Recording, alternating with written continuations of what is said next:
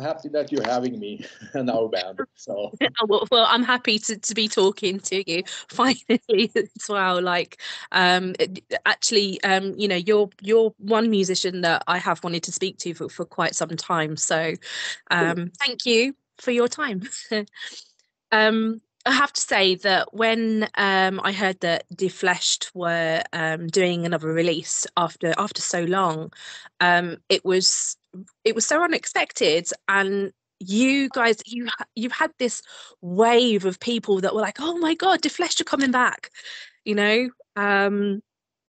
Yeah, it was totally unexpected. As you have the kind of the original family of Defleshed in this comeback, what made you guys kind of decide that you wanted to expand your idea of creating a few songs for the initial vinyl you were planning?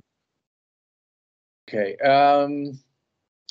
so I mean, we did those two songs back in 2 years ago, just pretty much to try out to see how we would sound today. I mean, 17 years has passed. We have done a lot of music on the sides, and I mean, would that show in the music, or how would things come to be? You know, we were pretty curious about that, and the idea was to release a new produced 7-inch into a vinyl box that nobody ever heard of. So when they opened the vinyl box, they would see something that never saw, and we would shut up about it so it would be a surprise, right?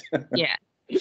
But that vinyl box never happened, and we was really bad on shutting up about it. So we said that, okay, we had to release it one way or another anyway. So it came to be a 7-inch, and we started up our social medias at that time as well. And while doing that, we started to get a bit of attention and some offers from labels that wanted to, you know, release full length with us. But we said also that we shouldn't, you know, take just any offer, because then it will be the same outcome as it was back in the day, where what a no-name label, you know, release something with us, and then they go bankrupt after 1 year, and the music is not available anymore. I mean, there is so much effort going into making an album, so we wanted to be to stay relevant a little bit longer than that.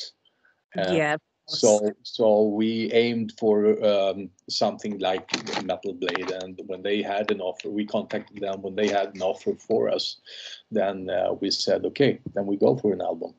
Yeah. I mean, as I was going to say, Metal Blade are, you know, are fantastic. What they do is fantastic. So, yeah, it's good that you've gone with them. Of course, so you haven't yourself. You haven't quite been dormant really musically. You've been involved in a few bands and projects since 2005, as we know. You know, kind of during the time of Defleshed's slumber. Yeah. Obviously, Evocation, Valley of the Dead, and you've also been featured on Deviant and, as we know, As the World Dies. Oh, yeah. Yeah. Yeah. So, you know, I think that what I'd like to know is that I kind of feel in Grind Over Matter, you guys have evolved elements a little. Yeah. I think so. What do you think on that? Yeah, well, I think so too, and that was one of the reasons why we wanted to try and make to record two songs there 2 years ago, just to see how it would sound today, because we have done so much different music, you know, and with that show, I mean, we have gained new perspectives, and for me personally, it's hard to say, of course, but when I listened to the first song of the Grind of a Matter, the Bent Up to Shape song, I think I can definitely hear that Matti have spent time with the Raised Fist. Yeah. So I mean, that's the kind of, you know, things that would probably not have showed if we would have released this album 3 years after the Reclaim the Beat album. Yeah. So, and I mean, and I think I have attacked, you know, the lyrical, the vocal pattern side of it and the lyrical side of it in a different way than I should have done back in the day as well. So, I think it was, there's no way we could have done this album, let's say 2008. Yeah. Because we used to have a 3-year span between our albums, and now it was 17 years. Yeah. But again, I mean, if we would have been alive as a band still and never took that break, I mean, it would meant that we were releasing our maybe 11th album by now. Yeah. And how can you make an 11th album with this kind of band, this kind of music relevant, without sounding the same all the time? I mean, that was also a baseline for us to even try to think about making a new album, is that we didn't want to make a Fast Forward 2.0. We wanted to make something that sounded like Defleshed but up to date somehow. Yeah. Not only sound wise, but also, in the songwriting and, trying some new things and adding some new flavors to it and stuff. That was really important to us, to not only, do exactly the same copy paste thing that we used to do, because those albums exist. They are out there, so you can listen to them instead. Yeah, absolutely. I was going to say, because in this album I do hear, even though it's obviously it's brutal, but I do hear quite a bit of atmospheric and elements of black and thrash. What I love about you guys is that, aside from like your signature death metal genre, you're not actually put into a box. I feel like this album does explore different elements. I'm happy to hear that, and that's exactly how we try to do it during the songwriting. Because I mean, sure, we have been known as fast band and stuff, but we cannot only do that. It would be boring, and the intensity would be less intense if you grind your way all through the songs at all time. Yeah.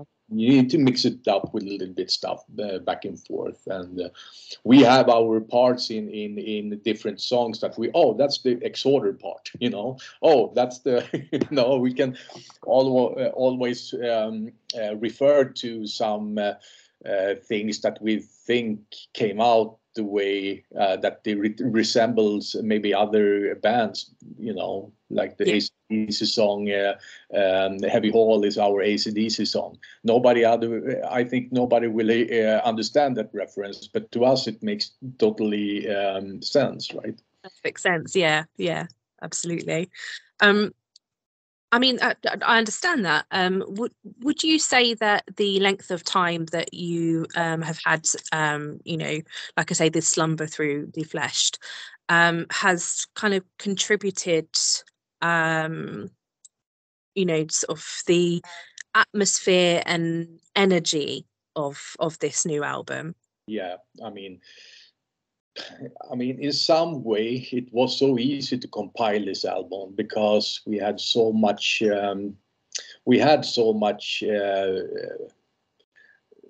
Things that needed to come out, so to speak. So it was. I mean, if we think about, Lars started to make music for it last November.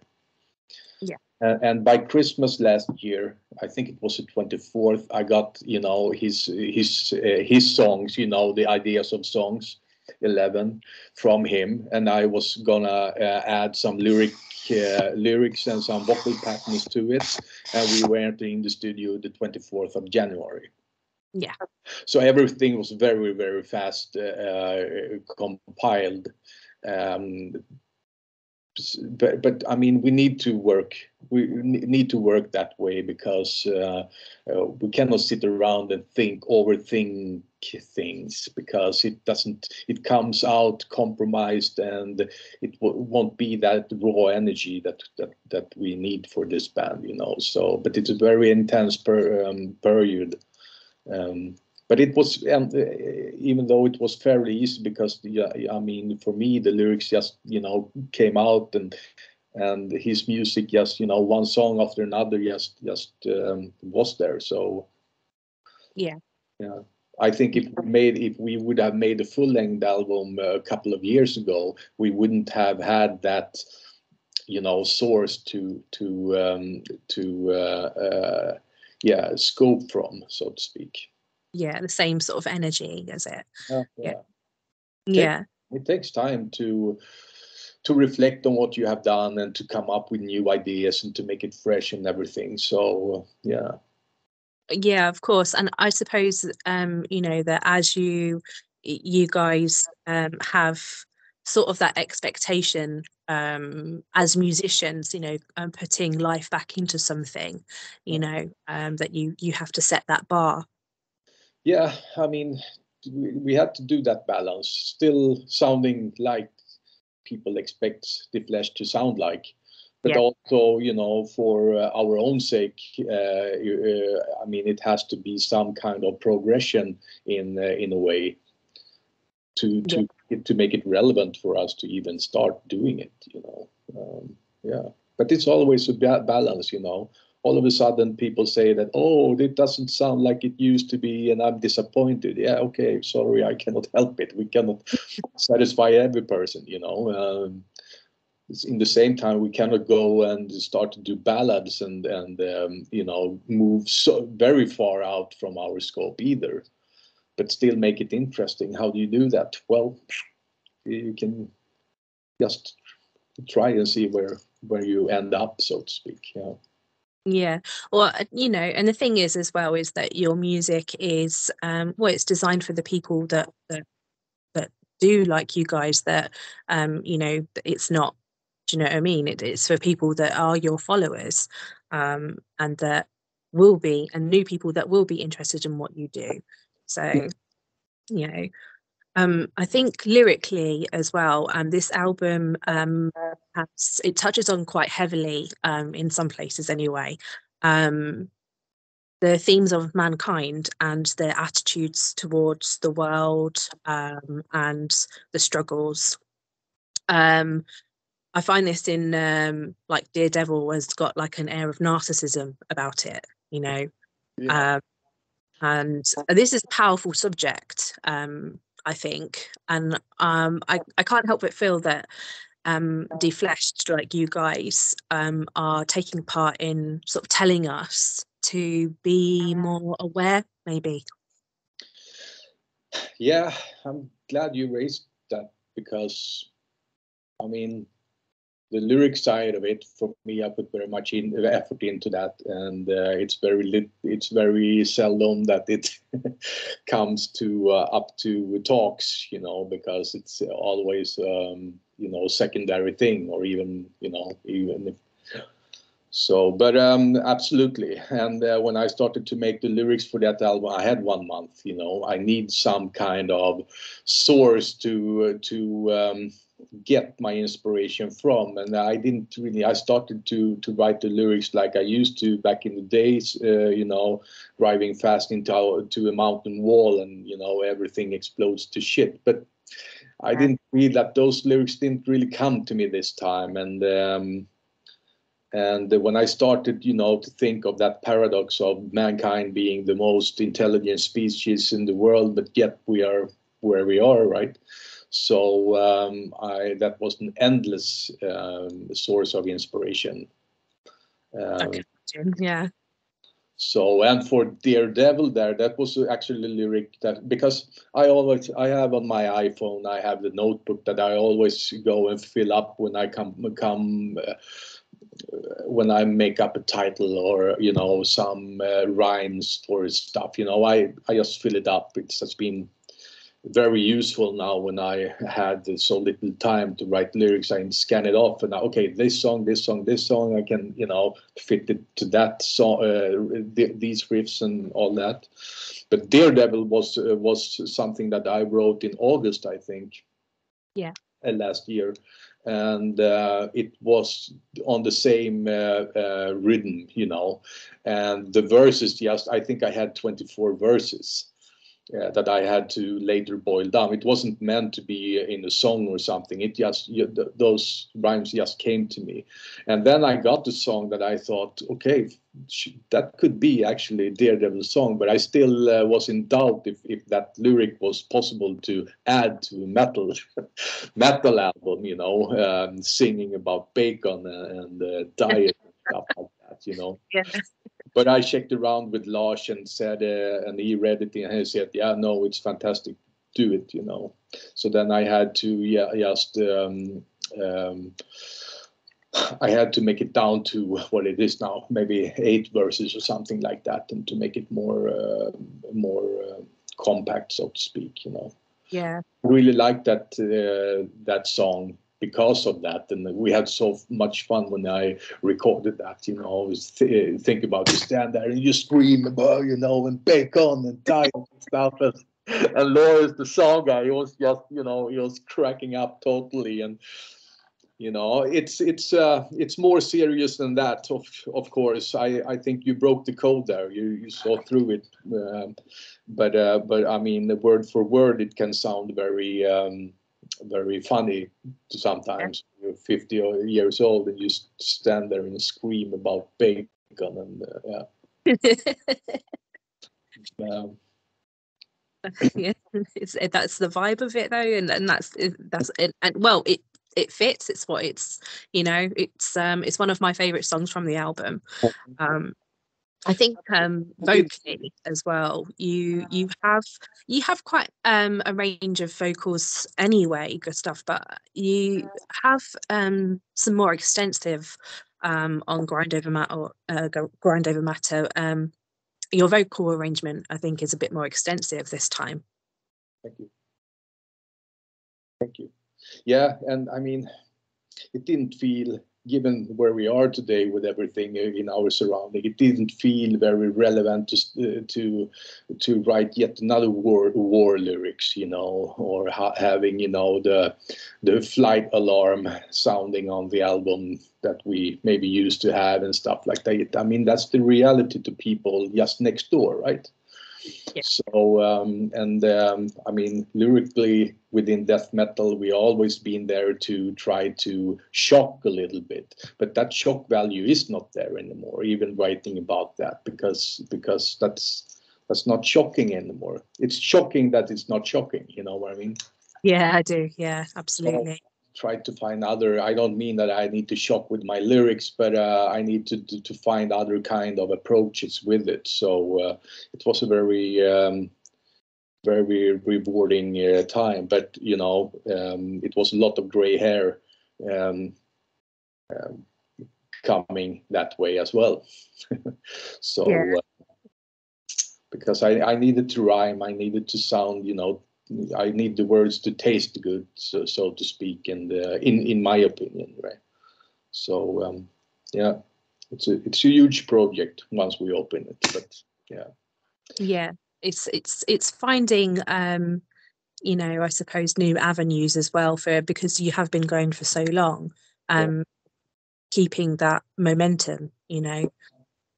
I mean, at some point, I mean, I think now when we went into the, you know, sorry, can you hear me?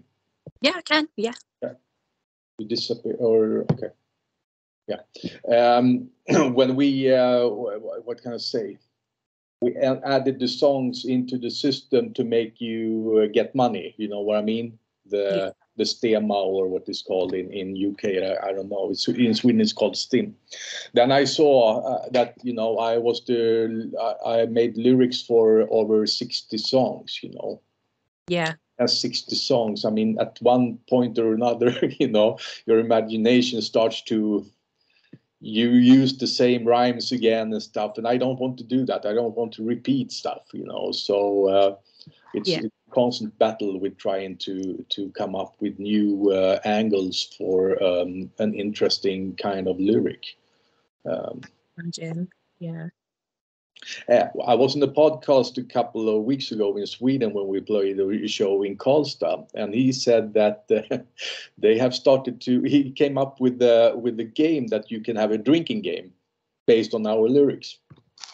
Oh wow. Yeah, so when you listen to our songs, and every time you hear an animal is being mentioned in the lyrics, you have to drink. Wow. And I'm going to carry that on over here. Oh, that's fantastic. yeah, I think we have to practice that this weekend. We go to Germany, Oh, definitely. Yeah, but that's something that didn't really occur to me as well, because there are so many different animals occurring in the lyrics. As Yeah. What can I say? They are a symbol for something, of course. It's a saying.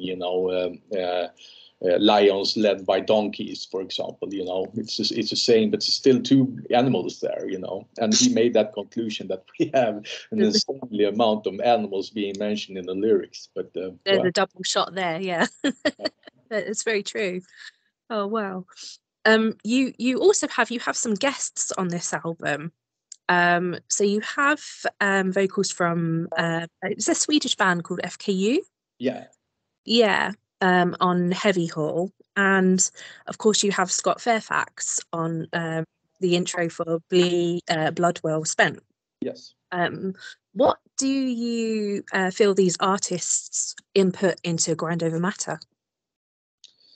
I mean, FKU guys, they are based in the same hometown, and we always have some songs on each album with a little bit, we call it hockey choirs. Yeah. So it was a very natural thing to call them to come over and just do some adding some Viking choirs there. When it comes to Scott, he asked if he said, I think he said wordly, he wrote me on Messenger and he said, "Oh, totally, let me do an intro for you guys." Of course he did. And then I thought, okay, we don't want intros as the first song, because the first song on the Defleshed album should just be the knuckles on your teeth, front teeth, directly. So we had to do it for another song, and then we had that Blood Well Spent song that was a little bit portraying. There's one of the only lyrics that doesn't really rhyme with that topic I told you earlier about. It's more a portray over the field marshal Haig that was sending his troops into sure death in Somme, France, during the First World War, because he was so blinded by his beliefs and stuff. I heard it. I'm a huge history fanatic. I listen to history pods all along the days when I work. So he came up and I just made a song from it. But I thought that was a great intro for Scott to do something with, because he could make some talking there with a British accent and everything. So it came out really good. Yeah, there was a touch of eeriness before the brutalness of that song. So yeah. How was your first time back on stage together as Defleshed? I bet it was chaotic, no? It was amazing. Yeah, well, I mean, that was a project. I mean, it's one thing to record an album. It's new songs. You can focus on that, and when it's recorded and done, it's recorded and done. But with playing live, you can never really foresee what kind of what happens up there. How will you hear things? I need to remember all the old lyrics again, combine them with the bass lines. I mean, for me, I'm not an awesomely skilled musician in any way. For me, it takes a lot of effort to go that far. So I've been intensely, rehearsing for 2.5 months, doing that. But I think I picked up some things that I didn't really do back in the day. I mean, I think actually we sounded better live when we started to play live than we did back in the day. And we had to do as well, because nowadays everybody stands there with their iPhone and filming it, right? So Yeah. it cannot be so much shit. Back in the day, you could, when you play 11 o'clock in the evening, people are drunk as shit, and it's just a matter of, pleasing the audience in the drunk audience that are there, Yeah. But now you have to do it. You really need to do it, in a good way. So I was very nervous, to tell you the truth. Oh, wow. I've been on stage a little bit here and there with bands. The latest now, I was on Hellfest with Witchery as a bass player for that show. But I mean, this time you are a front man. You should handle not only the vocals and the bass, also, all the talking between the songs. How do you? I mean, It's the presence, isn't it, as well? Yeah. there's so much pressure on that, So. Yeah. I was really nervous, but I think we sorted that out well. And Matti and Lars has been rehearsing. I mean, every second day for 2 months now.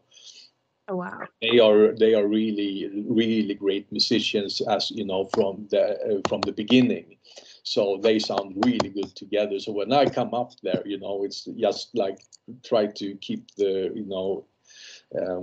this even steps with them to do it as best as I can, and not making them look or sound bad. I don't think that's possible. You guys, you do seem very tight, and yeah, it's great to see after, so much time apart as Defleshed. What does 2023 look for you guys?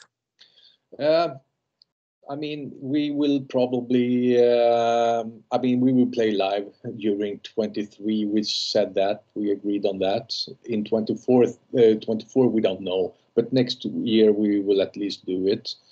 So, and I think there will be mainly festivals for us. Yeah. Because I have my business here, and the other guys have their works and stuff. We cannot go away for 5 weeks, and it's just not possible financially where we are at with our band, So we have to do it like weekends or maybe 1 week tours or something like that. But these long 5, 6, 7 week tours, it's just not doable anymore. Yeah. So festivals, it's gonna be, and I think that's gonna be. That's good enough. That's awesome. I mean, we fly out, we fly in. Yeah. That's the only thing that bothers me a little bit, because I have a little bit agony. Do you say flight agony? Not because I fear. It's not because I fear flying, but it's about the carbon footprint you make and everything. I think a lot about that kind of stuff. So us going to Japan in 1 week is a little bit struggle with that, actually. Yeah, I understand that, absolutely. I mean, I do find that more bands, instead of going on long tours, they do prefer to do weekend short tours and things like that at the moment. I know there are lots of bands still doing the longer tours, but it seems to be preferable for people to stay put for a bit, so. I think that makes more sense. Yeah. So we'll see. We will play Wacken, I know. We will play Dortmund Death Fest, and we will have some festivals in Sweden. And there are some bookings. That's I think we'll go to this, in Czech, what is called Obscene Extreme. Yeah. So we will see what happens. But next year we will not record any music anyway. We maybe will start to think about some new songs and see what we maybe do in 24. We'll see. This all depends on, if we get any renewed trust from Metal Blade to do anything. We will see how this album does. What I want to do for next year as well, it's the re-release of our back catalog, because now finally we have got all the rights back in our hands, in our possession. Okay. So now we can start to think about re-releasing and making the old albums available for streaming and stuff like that. Yeah, because that's a big frustration for us. During all these years, it has not been possible to get hold of our music, more or less. yeah.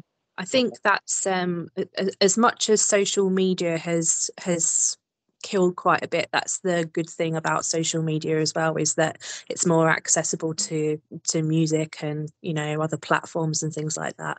I'm on the fence about social media, to be honest with you. Like I have to use it for for what we do, sort of thing, but it is overused, but it's very handy for spreading the word for music, I think.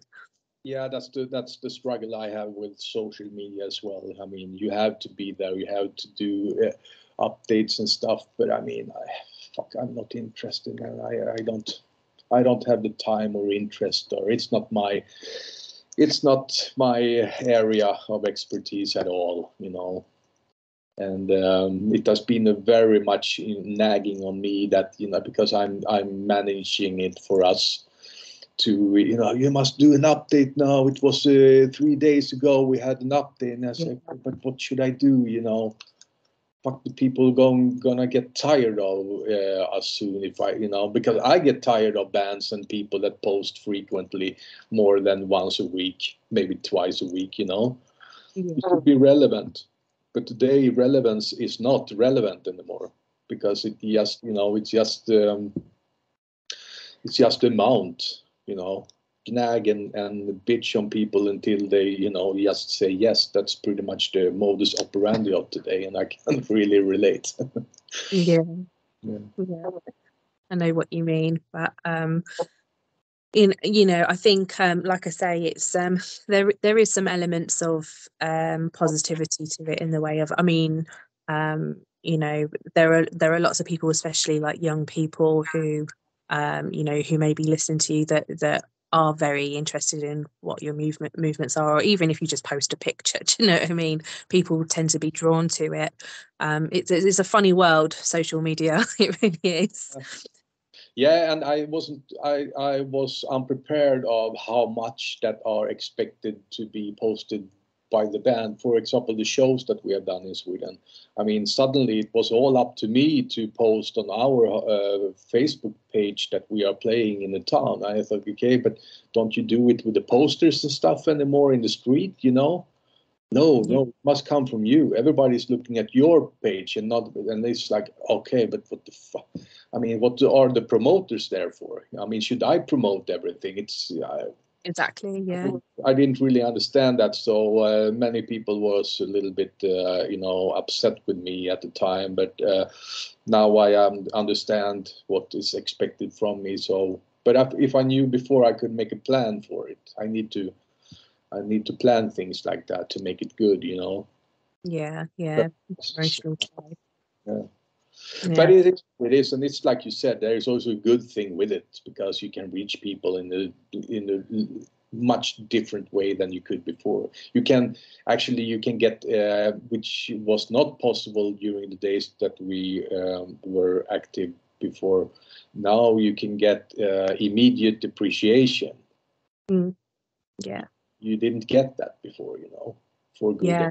Maybe, but that's always a good thing to see how people react to something like the new album or anything, basically. So of course there's a good thing with it, but I'm the wrong generation for it, I'm afraid.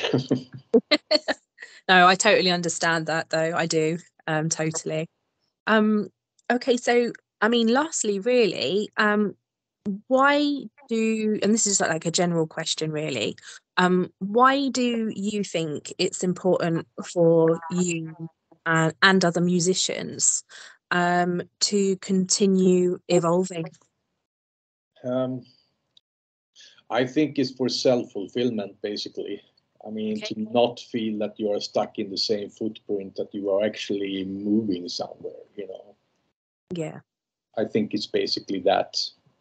Probably the audience don't really care. They would like Metallica to sound the same like on Master of Puppets, right? Yeah, yeah. But I mean, for their own sake, I understand that you need to try different angles and stuff, you know. And I have done it myself, but I done it under other monikers than Defleshed. So Yeah. I also don't want to mix it, you know, with where it should not be. So, but I mean, it's you need to look around the corner to see what's there sometimes. Yeah. I think that's very human to try that. Yeah, absolutely. Yeah. I agree. I understand that. Thank you. Well, thank you so much for your time, Gustaf. I really, really appreciate it. It's been very insightful.